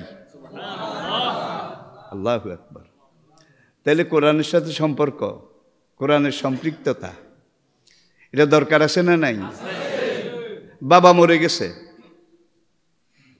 এখন জানাজা পড়বে পরের দিন সকালে ছেলে একটা নাম সবের আলী কি নাম সবের আলী এলাকার মস্তান দিগেরেট এমন কোনো আকাম কুকাম নাই যেটা সবের আলীর মধ্যে নাই কিন্তু গত রাত্রে বাপ মরে গেছে যত আবু জাহেল হোক যত পাষাণ হোক একটা মায়া তো আছে কানতে কানতে চোখ লাল হয়ে গেছে চোখ ফুলে গেছে মুখ দুইটা টোবা টোবা হয়ে গেছে সারা রাত কাঁদছে এখন সবের আলীর বাবা তার জানাজা হবে পরের দিন সকাল 10টায়, মনে করুন। এখন সেখানে গ্রামের লোকজন এসে লাইন দিয়েছে, সবের আলীর বাবার মরা লাশ সামনে আছে। এখন গ্রামের মাতব্বর সর্দার মেম্বার সাহেব তিনি বলেন যে সবের আলী, তোর বাবার জানাজার ইমাম কে হবে, ইমামতি কে করবে, তুই হুকুম দে। এই নিয়ম বোধহয় আপনাদের এলাকায় নাই, মুসলমান যেখানে আছে সেখানে নিয়ম এটা আছে। তোর বাবার জানাজা কে পড়াবে, তুই হুকুম দে। হুকুম দে, এটা শানে নজরুল কোনোদিন খোঁজ করেন নাই। সবের আলী, তোর আল্লাহ তোকে বলেছে তোর বাবার মরার সামনে রেখে তোর হৃদয়টা আজকে টুকরা টুকরা, কলিজাটা পাড়া পাড়া হয়ে গেছে, যত বড় পাষাণ আজকে যদি জ্বলে গেছিস, তুই সবচেয়ে বড় দুঃখী। দাওয়াতুল মাজলুমে লাইসা বাইনাহু ওয়া বাইনাল্লাহি হিজাব, দুঃখী ব্যক্তি আর আল্লাহর মাঝখানে কোনো পর্দা নাই। এই গ্রামের মধ্যে তুই আজ সবচেয়ে বড় দুঃখী, তোর চেয়ে বড় দুঃখী আর কেউ নাই। তোর বাবা আজকে পরকালের আসামি, মা মাতা কামাত আলাইহে কিয়ামাতুন, অনন্ত জীবনের প্রথম চেকপোস্ট, আসামি। তোরে কিন্তু তোর মালিক এই কোরআনে বলে দিয়েছে, তোর বাবার মরালার সামনে রেখে তুই ইমামতি কর, আর তুই বল রব্বির হামহুমা। যখন তুই কেঁদে উঠবি, চোখ দিয়ে পানি পড়বে, রব্বির হামহুমা এটা বলে যখন দোয়া করবি, আল্লাহ পাকের আরশ থরথর করে কেঁপে উঠবে। যেই পর্যন্ত আল্লাহ তোর বাবাকে ক্ষমা না করবে, এই পর্যন্ত আরশের কাঁপন থামবে না। সালাসু দাওয়াতুন মুস্তাজাব, 3 রকমের মানুষের দোয়া আল্লাহ টেলিগ্রামের আগে কবুল করেন। আল্লাহু আকবার। দাওয়াতুল মাজলুম, দুঃখী ব্যক্তির দোয়া 1 নম্বর। দাওয়াতুল মুসাফির, মুসাফিরের দোয়া। দাওয়াতুল ওয়ালিদে আলা ওয়ালাদিহি, মা অথবা বাবা সন্তানের জন্য দোয়া বা বদদোয়া যেটা করে, এটা টেলিগ্রামের আগে আল্লাহর দরবারে, আল্লাহর আরশে পৌঁছে যায়। এমন সন্তানও আছে মারে কি দেয়, আছে না নাই? মারে ঘুষি মেরে ফেলে দেয়, চোখের উপর থেকে লাথি দিয়ে। অনেক শিক্ষিত ছেলে আছে, ডক্টর, মাস্টার, সরকারের উঁচু পর্যায়ে চাকরি করে, ঢাকাতে বিশাল বাসা, ফ্ল্যাট বাড়ি, সরকারি বাসা, কিন্তু বাপেরও সেখানে যাওয়ার অনুমতি দেয় না, মারেও সেখানে নেয় না। কারণ ওই যুবকের যেই আধুনিক বউ, সেই বউ বলে তোমার বাবারে মারে এখানে আনলে কিন্তু এই বাসায় আমি থাকবো না। এরকম বোধহয় নাই? জোরে বলেন। গ্রামের কুলি মজুর ওরা যা করে, এই যুগের পাশ্চাত্য সভ্যতায় শিক্ষিত, উচ্চশিক্ষিত, তারা মা বাবার সাথে তার চাইতে আরো জঘন্য ব্যবহার করে। বাপ যদি সেখানে গেটের সামনে যায়, আগের মানুষ জামা একটা কুচকাই নাই, ইস্তারি নাই, এরপরে উস্কো খুস্কো, বাপ গেছে, তখন পিয়ন গিয়ে বলে, স্যার একটা লোক কি যেন সালার বস্তা একটা নিয়ে আপনার সাথে দেখা করতে চায়। ছেলে চেয়ারে বসে, ইজি চেয়ারে বসে জিজ্ঞাসা, লোকটা দেখতে কেমন? কয় এই এই এই এই এইভাবে। ছেলে বুঝছে কিন্তু বাবা বুড়াতে। এখন পাশের এক কলিগে জিজ্ঞাসা করে, দুয়ারে একজন লোক দাঁড়িয়ে আছে, স্যার এই লোকটা কে? আমার বাড়ির কাজকর্ম করে। আমার এরকম আসে না নাই? জোরে কোন আসে না নাই? এই ভাঙ্গাসুরা বাবাকে পরিচয় দিতে তার প্রেস্টিজে লাগে, ঠিক কিনা? জোরে কোন। আপনারা বোধহয় আমার উপরে রাগ করতেছেন। আমি চলমান সময়ের অবস্থাগুলো বলছি, কিন্তু একটা কথা আমার নিজের নয়, প্রত্যেকটা কথা হয় কোরআন থেকে, নয় হাদিস থেকে, নয় ইসলামের ইতিহাস ঐতিহ্য থেকে। মায়ের জরায়ু, এটার আয়তন, ওই যেই বাচ্চার ভিতরে তুমি আসিলে আর কি, আজকে তুমি বড় সাপ শুয়া হইছ, এই জরায়ুটার আয়তন স্কয়ার, চারিদিক মিলাইয়া মাত্র 9.5 ইঞ্চি, 9.5 ইঞ্চি এদুরা। এটার মধ্যে রক্তে পরিপূর্ণ। এই মায়ের এত ছোট জরায়ুর ভিতরে তুই হারামজাদা 10 মাস 10 দিন আসিলি, আর আজকে তুই বড় লোক, তুই টাকাওয়ালা পয়সাওয়ালা, তোর 10 তলা বাড়ি আর এত বিশাল হাজার হাজার স্কোয়ারের যে বাড়ি, রুম আর রুম, সেখানে আজকে তোর মায়ের জায়গা হয় না। মায়ের 9 ইঞ্চি জরায়ুর ভিতরে মা তোরে 10 মাস রাখছে, আর তোর আজকে এত বড় বাড়ির মধ্যে সেই বুড়া মায়ের জায়গা হয় না। ঠিক না বে ঠিক? মা বুড়ো হইছে, বাবা হইছে। বুড়ো হইলে কিন্তু নাট বল্টু স্ক্রু এগুলা লুজ হয়ে যায়। বুড়ি একদিন বিছনার মধ্যে পেশাব করে দিছে। বুড়া মানুষের পেশাবে গন্ধ একটু বেশি নাকি? ছেলে বউ দুয়ারে মুয়াতা দিয়ে যখন দেখছে মুতের গন্ধ, ছেলের বলাইছে, হয় এই বাসায় তুই থাকবি আর তোর মা থাকবে, নয় তোর মায়েরে বাইর কর। যদি আমাকে এরকম বউ আসে না নাই? জোরে বলেন। মডার্ন আধুনিক শিক্ষিত অধিকাংশ 100 ভাগের মধ্যে অন্তত 99 ঠিক এই টাইপের। 2-1টা হয়তো ভালো হইতে পারে।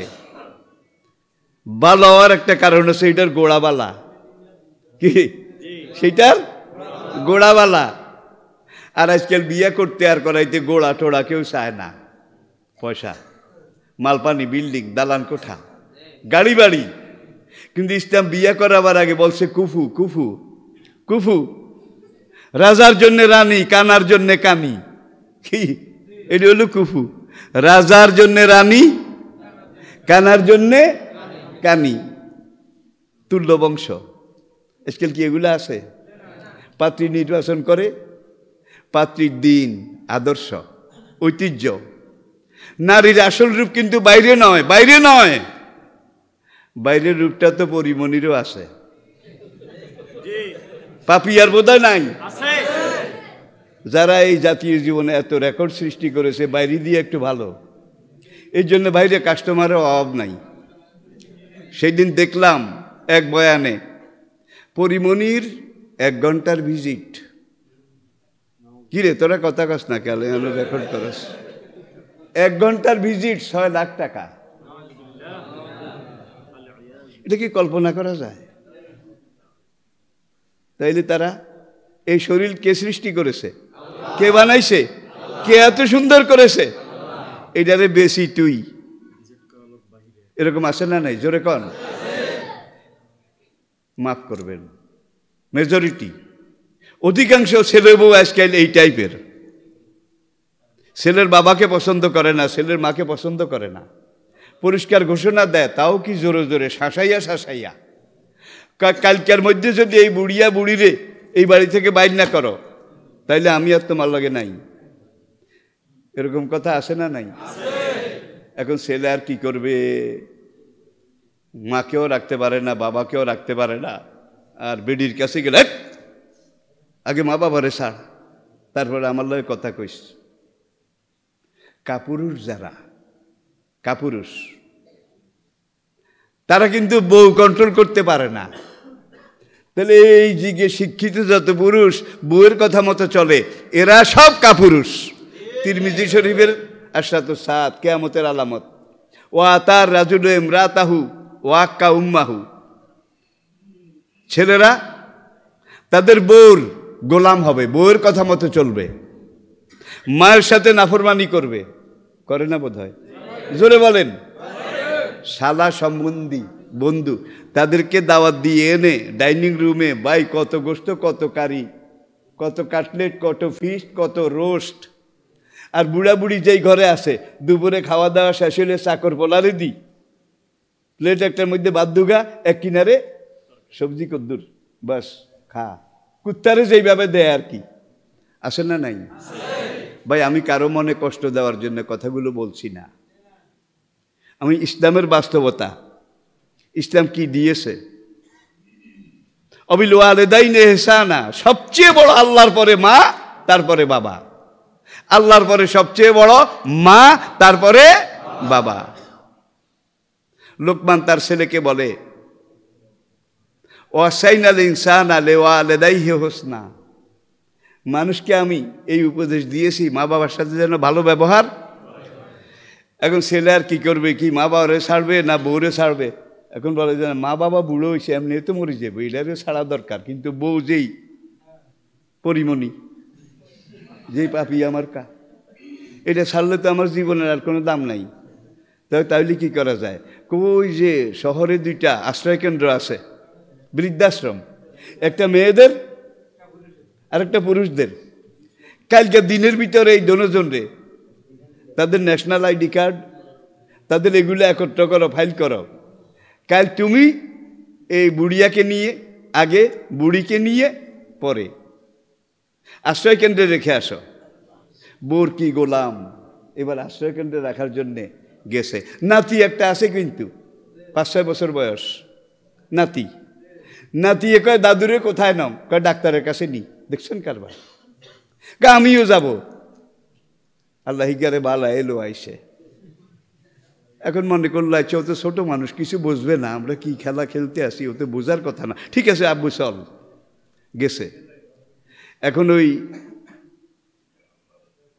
বৃদ্ধাশ্রমের ম্যানেজার তার সাথে আইডি কার্ড দিছে, নাম এন্ট্রি করাইছে, এরপরে রুম এটা সিলেক্ট করে সেই রুমে তাকে দিছে। আগে দাদিরে এক জায়গায় দিছে, দাদির জায়গাত দাদারে আরেক জায়গায়। এখন ছেলে একবার মা বাবার এখানে আসে, আবার দৌড় দেয়, দৌড় দিয়ে ওই যে বৃদ্ধাশ্রমের রুমগুলা দেখে, কোনটা কে রুম। কাম শেষ, এখন বাইরে হবে, গাড়িতে উঠবে, ছেলেরে বলায় কয় খাড়ান আমি আরেকটা রুম দেখে আসি। এখন বাবা ছেলেকে জিজ্ঞাসা করে এখানে রুম দেখার তোর এত দরকার কেন? ছেলে কয় আমনে আর আমার আম্মু যখন বুড়া হয়ে যাবেন আপনাদেরকে কোন রুমে রাখবো সেই রুমটা আজকে আমি চয়েস করে সিলেক্ট করে যাচ্ছি। আল্লাহু আকবার, আল্লাহু আকবার। আমাদের জাতীয় জীবনের ঘটনা থেকে বলছি, আমার বানানো নয়। আল্লাহু আকবার। মা বাবা যার উপরে খুশি নয় তার উপরে আল্লাহও খুশি নয়, ঠিক কিনা বলেন? আর রহমান আল্লামাল কোরআন, কোরআন শিখতে রাজি আছেন? আপনি মরে যাওয়ার পরে আপনি কয়েকতলা বিল্ডিং, মোজাইক করা বিল্ডিং, নামি দামি গাড়ি, ব্যবসা প্রতিষ্ঠান, মার্কেট, অনেক জায়গা জমি সম্পদ রেখে আপনি মরে গেছেন। এই যে সম্পদ রেখে মরে গেছেন এগুলো আপনার কোন কাজে লাগবে বলেন? মরার পরে আরো দায় বাড়বে, দায়। এগুলা কেমনে কামাইছ, এইটা কেমনে কামাইছ, বাড়িতে যে বানাইছ, পয়সা কোন খাত থেকে, এগুলা হিসাব দেওয়া লাগবে। গোড়াগুড়ি না জাররা জাররা, গোড়াগুড়ি না জাররা জাররা, দন্তি দন্তি কড়া ক্রান্তি, হিসাব দেওয়া লাগবে নাকি লাগবে না? সব নবী বেহেশতে যাওয়ার 500 বছর পরে সুলাইমান নবী বেহেশতে যাবে। মুফাসসিরিন কেরাম লিখেছেন অন্যান্য নবীর মালপানি কম আসিল, সুলাইমান নবীর মালপানি যার জন্য হিসাব, যার লম্বা তার হিসাব দিতে সময়ও বেশি লাগবে। তাহলে আপনি মরে যাওয়ার পরে এই যে গাড়ি, এই বাড়ি, এই জায়গা জমি, এই ইন্ডাস্ট্রি, এই কলকারখানা, আল্লাহর কসম এগুলো আপনার গলায় অভিশাপের মালা হিসাবে। আর একটা ছেলেকে আপনি কোরআন পড়ান, হাফেজ বানান, কোরআন পড়ান, হাফেজ বানান। এই ছেলে আপনার মরাল্লার সামনে নিয়ে আপনার কবরের পাড়ে দাঁড়িয়ে 2 চোখের পানি ফেলে যখন বলবে রব্বের হামহুমা, এই রব্বের হামহুমা এই ছেলেরে কে শিখাইয়া দিছে? অকল, অকল। তোর বাবার মরাল্লার সামনে রেখে তুই ক, তোর বাবার কবর, মার কবর সামনে রেখে তুই ক, কি ক? রব্বের হামহুমা। তোর বলা শেষ হওয়ার আগে আমি তোর বাবার জাহান্নাম আযাব মাফ করে দিয়ে তোর বাবার জন্যে জান্নাত কনফার্ম করে দেব। তোর বাবা মার কবরের সাথে আমি জান্নাতের দুয়ার খুলে দেব। হাসরের মাঠে উঠা পর্যন্ত, উঠার আগ পর্যন্ত এই কবরটাকে আমি বেহেশত বানিয়ে দেব। আমি একবার জাপানের সবচেয়ে বড় টোকিওর পরে যে শহরটা ওসাকা, দক্ষিণ জাপানে, সেখানে একটা সেমিনারে বক্তব্য রাখছিলাম, কথা বলছিলাম, কোরআন এইটাকে বুঝাচ্ছিলাম। তখন সেখানে কয়েকজন প্রবাসী মুসলমান, তাদের সাথে আমার পরিচয় হলো। একটা কমিউনিটি, মনে করেন বাংলাদেশে একটা ওয়ার্ড কমিউনিটি, সেখানে 3 জন মুসলমান আছে। ব্যবসা চাকরি। একজনের বাড়ি বাংলাদেশে, জয়পুরহাট, আরেকজনের বাড়ি দক্ষিণ ভারতের কেরালা, আরেকজনের বাড়ি শ্রীলঙ্কা। এই তিনজনের কারো সাথে কারো ভাষার মিল আছে, কথার মিল আছে, রঙের মিল আছে, চালচলনের মিল আছে, কিন্তু এক জায়গায় মিল আছে, লা ইলাহা ইল্লাল্লাহু মুহাম্মাদুর রাসূলুল্লাহ। তারা ওসাকা শহরের সবচেয়ে গুরুত্বপূর্ণ একটা জায়গায় 4 রুমওয়ালা একটা রুম ভাড়া করেছে। আমি বললাম ভাড়া কত? এই বাংলাদেশি টাকা মনে করেন না যে 2 লাখ টাকার কিছু বেশি, 2 লাখ টাকার মাসে। বুঝেন ঠেলা। এখন 3 জনই প্রবাসী। আপনাদের দেশ এই দেশ নয়। এখানে আপনারা এই রুম ভাড়া করে কি করেছেন? আমরা একটা হেফজখানা দিছি, মাদ্রাসা তাহফিজুল কোরআন, কোরআন মুখস্থ করার একটা হেফজখানা দিছি।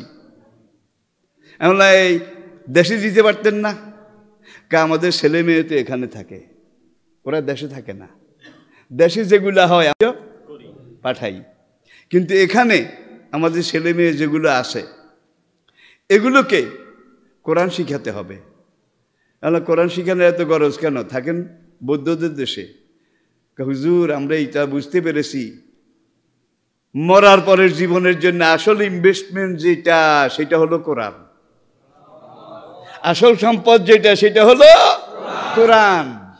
কিন্তু জাপানে প্রবাস খেটে ওখানে এই মোজাইক করা বাড়ি, এই বালাখানা এগুলো করব। সিলেট মৌলভীবাজার গেলে দেখবেন ভাই বিশাল এক একটা পাহাড়ে এক একজনের বাড়ি। ঢাকার বঙ্গভবন এত। তো এই মালিককে জিজ্ঞেস করলাম, তোমাকে স্যার কবে আসে? 10 বছর আগে একবার আইছিল। 10 বছর আগে। আমি কয়দিন আসছিল? 2 দিন, এরপরে চলে গেছে। আমি আবার কবে আসবে? এটা জানি না, কারণ সে বিলাতে, সে আমেরিকায়, সেখানে সম্পদ, শুধু সম্পদ বাড়ি করে রেখেছে। কিন্তু আপনার জন্য যেই বাড়িটা অপেক্ষা করতেছে সেই বাড়িটা কিন্তু 3.5 হাত, গভীরতা 2.5 হাত। সেই বাড়িটার জানালা কয়টা আছে? দরজা কয়টা আছে? এসি কয়টা আছে? ডিসি কয়টা আছে? এখানে থাকবেন 60 বছর, আর সেই বাড়িতে কত বছর থাকবেন? একটা হাদিসে আমি পড়েছি, আমার মনে আছে। হাদিসটার সনদ সম্পর্কে আমি এখন ভুলে গেছি। হাদিসটার মর্ম এরকম, ইসরাফিলের সিংহায় ফুঁক দিলে যেই মানুষটা সবার শেষে ইন্তেকাল করবে, সবাই শেষে, এই লোকটার হাসরের ময়দানের দূরত্ব হবে 120 বছর। আর আপনার আমার দূরত্ব, সেই বাড়িতে বোধহয় থাকা লাগবে না, যাওয়া লাগবে না। তাহলে এখানে মাদ্রাসা করেন, কোরআন শেখানোর ব্যবস্থা করেন। তাহলে আপনার কবরটা আপনার এসি বাড়ি হবে, এয়ার কন্ডিশন রুম হবে। আপনার এই বাড়ির সাথে বেহেশতের দরজা খোলা থাকবে, নাকি থাকবে না? একটা কথা আমি নিজের থেকে বলি নাই, প্রত্যেকটা কথা হয় কোরআন থেকে নয় হাদিস থেকে। এখন যে সবের আলীর কথা কইলাম, শেষ কথা, সবের আলীর মেম্বার সাহেব কয়, সবের আলী তোর বাবা জানাজাকে পড়তে হুকুম দে। সবের আলী কিন্তু নামাজ রোজা আকাম কুকাম ইয়াবা বাবা গাজা সবগুলোর সাথে আছে, কোরআনের সাথে নাই। এরকম ছেলে আসে না? নাই। কিন্তু বাপ মরে গেছে, সারা রাত কাঁদছে, চোখ ফুলা ফুলা, মজলুম, সবচেয়ে বড় দুঃখী। আর আল্লাহ বলছে, তুই সবের আলী আর আমি আল্লাহর মাঝে কোনো পর্দা নাই, তুই যা কবি আমি আল্লাহ তা কবুল করব। তোর বাবার মরা লাশ তোর মার কবর সামনে রেখে তুই বল, রব্বির হামহুমা। জজ নিজে, বিচারক নিজে আসামিরে শিখাই দিতেছে, মামলা এইভাবে শুরু কর, তুই এইভাবে মামলা ফেস কর, রব্বির হামহুমা। এটা কে শিখাইয়া দিছে? বেআহকামিল হাকিমিন, তিনি শিখাইয়া দিছে। তুই এইভাবে দরখাস্তটা আমার কাছে দে, তাহলে তোর বাবা মারে বেকসুর সঙ্গে সঙ্গে খালাস দিয়ে দেব। এখন এক মুরব্বীকে জিজ্ঞেস করলাম যে ভাইয়া সন্তান কয়টা? কয় হুজুর দোয়া করি না, আল্লাহ 3 হুদ দিছে। এমন কেমন মানুষ করছেন? কইয়েন না, একটা পাগল আর একটা ছাগল আর একটা কবরে মুতে, একটা পাগল আর একটা কবরে মুতে। দুনিয়া তো আপনার কোনো ফায়দা হবে না, পরকালেও হবে না। এখন সবের আলী তো মজলুম, সে কেঁদে কেঁদে বলে পশ্চিম জামির তলির ইমাম সাহেব হুজুর, আপনি আমার বাবার জানাজা পড়াইয়া দেন। কানতে কানতে কয়, কিন্তু তার হৃদয়টা আজকে চৌচির হয়ে গেছে, চূর্ণ বিচূর্ণ হয়ে গেছে, ঠিক কিনা বলেন? আরে এই হৃদয় নিয়ে আল্লাহকে কথা কর, ডাইরেক্ট হয়ে যা। আল্লাহকে তোর জন্য আমি রহমতের দুয়ার ওপেন করে রেখেছি। এখন সবের আলী তো থুই গেছেন যে গিয়ে কবরে মুতে। কবরে মুতে বুঝেন? মাফ করবেন, মাঝে মাঝে 2-1টা নোয়াখালীর কথা আমি বলি, নোয়াখালীতে, অন্য জেলায় বলি না। এখন ইমাম সাহেব ইমামতি করতে গেছে, জানাজা শুরু হয়েছে, 2 তকবীর শেষ হয়েছে, 3 তকবীর দেওয়ার আগে ইমাম সাহেব হুজুরের যেই রাত্রে সবের আলী মারা গেছে, এই রাত্রে উমের মুরগি একটা হিয়ালে নিছে। উমের মুরগি, ইমাম সাহেব হুজুরের মুরগি হিকার কথা মনে উঠছে। আহারে দুষ্ট শিয়াল, ডাকাইতলেন যা, কোথার থেকে আসলি, কি জাতের মুরগি আসিল আমার? এতগুলা ডিম দিত, এতগুলা বাচ্চা ফুটতো, কিটকিট করে আমার উঠানে যখন ফুলের মতো হাঁটতো, আমার কলিজাটা ভরে যেত। ওরে ডাকাত শিয়াল, মুরগি তো নিলি না, আমার কলিজা ঘষায় নিয়ে গেছিস। আল্লাহু আকবার। সবের আলীর বাপ বেহেশতে যাকাত দোজকে যাক, হুজুরে হালুয়া রুটি কিন্তু খাড়া আছে। কোন হুজুর আমার উপরে বেজার হইয়েন না, আমি বাস্তব কথাটা বললাম, বাস্তব কথাটা বললাম। সুতরাং এমন সবের আলী রেখে যাবেন যে সবের আলী আপনি মরার পরে জানাজা পড়বে, রব্বের হামহুমা, আল্লাহ শিখানো ধারা দিয়ে আল্লাহর কাছে মামলা ফেস করবে, কবরের পাড়ায় দাঁড়িয়ে দোয়া করবে, হাসরের ময়দানে আপনাকে রেখে বেহেশতে যাবে না। আপনার অনেক গুনাহ, কি পরিমাণ গুনাহ! অজাবাত আল্লাহ কুল্লিহিমুন নার, আপনার জন্য জাহান্নাম ওয়াজিব হয়ে গেছে, ওয়াজিব। এখন সবের আলী ঠেন্ডার মতো খাড়াইছে, আমি কোরআন শিখছি, বাবায় কোরআন শিখাইছে, আমি হাফেজ হয়েছি, আমি আলেম হয়েছি, এই উসিলে আমারে মাফ করছো, আমার মা বাবার খবর কি? তারা তো আসহাবুল ইয়ামিন, বাম দিকে জাহান্নামের পথে গেছে। তখন সবের আলী দাঁড়িয়ে বলবে, তোমার এই জাহান্নাম জান্নাত আমার দরকার নাই, আমার মা বাবা এত কষ্ট করেছে, এত কিছু করেছে, এইভাবে মানুষ বেনেছে, লালন পালন করেছে, আমাকে মা বাবার সাথে জাহান্নামে দিয়ে দাও। তখন আল্লাহ বলবে, জাহান্নাম থেকে মাফ করে জান্নাতে দেওয়ার নিয়ম আছে। কি? জাহান্নামের শাস্তি মাফ করে জান্নাতে দেওয়ার নিয়ম আছে, কিন্তু জান্নাতের পুরস্কার এটা ক্যান্সেল করে জাহান্নামে দেওয়ার নিয়ম আমি আল্লাহর কাছে নাই। সুবহানাল্লাহ। জান্নাতে যারা গেছে, ফাদখুলুহা খালিদিন, অনন্তকাল তারা সেখানে থাকবে। সবের লেখা থাক, তোমার এই সুখের বেহেশত আমার দরকার নাই, আমার এই মা বাবার সাথে জাহান্নামে দাও। তখন আল্লাহ রহমতে দরিয়া জোয়ার আসবে, এমন সবের আলী থুই আইসে যে সবের আলী আজকে হাসরের মাঠে ছাগুল্লা খুঁটি মারছে। ছাগুল্লা খুঁটি চিনেন? বুখারী শরীফের একটা হাদিস, মা মিন নবিয়্যিন ইল্লা কানা রিয়াসাত, নবী বলেন আমার আগে যত নবী ছিলেন তারা সবাই নবুয়তের আগে ছাগল চড়াইছে। সাংঘাতিক শিক্ষা, কিন্তু ছাগল চড়াইছে। যেভাবে না যেভাবে হোক, নবুয়ত দেওয়ার আগে ছাগলের দড়ি এত দিছে, তাও এক ছাগল না, অনেক অনেক, শত শত হাজারে হাজারে। কিলা আনতা ইয়া রাসূলুল্লাহ, হুজুর আপনি নবী হওয়ার আগে ছাগল চড়াইছেন নি? হুজুরকে বালা, মক্কাতে দিনে কয়েকটা কিরাত পয়সা, কয়েকটা পয়সার বিনিময়ে আমি করিস না তাদের ছাগল মক্কাতেও চড়াইছি, আর তাইফের দুধ ভাই দুধ বোনের সাথে ছাগল চড়াইছি। ছাগল আগে চড়াইয়া আল্লাহ ধৈর্যের ট্রেনিং দেয়, তারপরে নবুয়ত আর উম্মতের দায়িত্ব দেয়। উম্মতগুলো কিন্তু ছাগলের চাইতেও কেড়া বেড়া, ছাগলের চাইতেও তেড়া, ঠিক না বে ঠিক? যার জন্য নবুয়তের দায়িত্ব দেওয়ার আগে কাকে ছাগল চড়া, সবরের ট্রেনিং দে। অনেক গাড়ু আমি সহ্য করণ লাগবো। আর ছাগল যারা 2-3টা ছাগল একত্র করে দড়ি দিয়ে টানেন, একটা ব্যাঁ আর একটা ক্যাঁ, একটা ওইদিকে আরেকটা ওইদিকে, আবার মাঝখানের একটা হাতে খাড়াইছে। যত টানেন আসে না, জোর করে টানেন, সামনের দুই পায়েরে গেরাফি, নঙ্গর গেরাফি, জোর করে টান দেন, মাটি খসে আসবে, কিন্তু হাতার গেরাফি এত গাড়ুয়া, এত তেড়া, ছাগলের মতো। প্রাণী জগতে আর একটাও, যার জন্যে নবীদেরকে নবুয়ত দেওয়ার আগে আমাদের নবী পর্যন্ত সকল নবীকে দিয়ে আল্লাহ আগে ছাগল চড়াইয়া ধৈর্যের ট্রেনিং দিছে। আর এই ধৈর্যের ট্রেনিং যদি না দিত, সবচেয়ে রাগী নবী মূসা, ঠিক না, সবচেয়ে মেজাজি নবী, temper, hot temper, super temper, এই মূসারে দিয়াও ছোট্টকালে, শিশুকালে সিন্ধুক থেকে উদ্ধারের পরে ফেরাউনের বাড়িতে মিশরে ছাগল চড়াবার কোনো সুযোগ ছিল না।